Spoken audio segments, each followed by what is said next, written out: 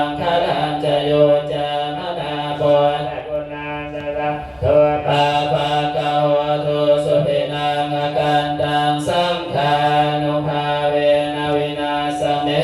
ตุอิมัสมิงมงคลจักรวาลทั้งแปดทิศประสิทธิเทศจะมาเป็นจะเป็นแก้วทั้งเจ็ดชั้นมาป้องกันล้อมรอบรอบครอบครัวหนาตา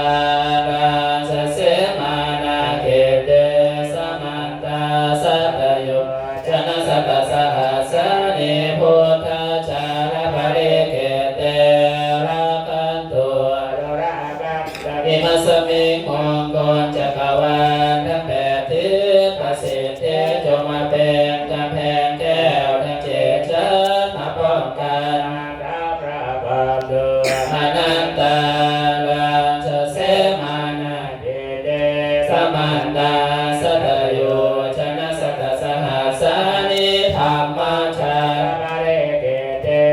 ลักขันตุสุรักขันตุอิมัสสมิงมงคลจักรวาลทั้งแปดทิศประสิทธิจงมาเป็นกำแพงแก้วทั้งเจ็ดชั้นมาป้องกัน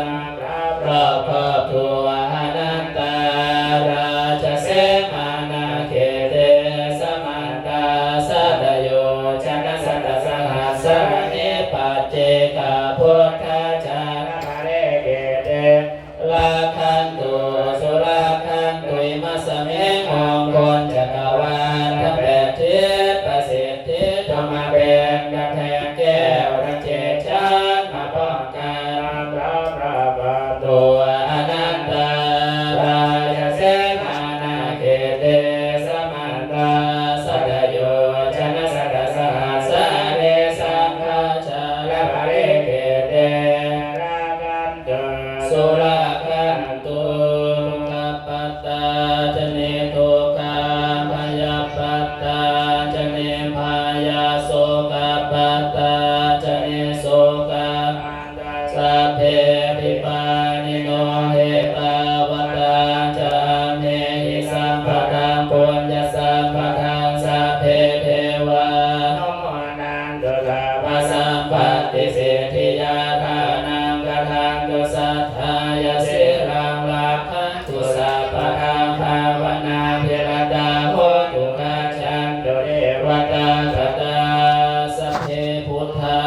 ภลัพพัตตาปัจเจกานันจายะอรหันตานันจะเดเชนะรักขังคันธามิสัพพะโส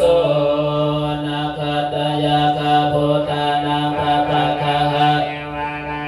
ปริตัสสะดุภาเวนะตวะเตสะอุปะทะเวนะคัตตยะคาพุทธา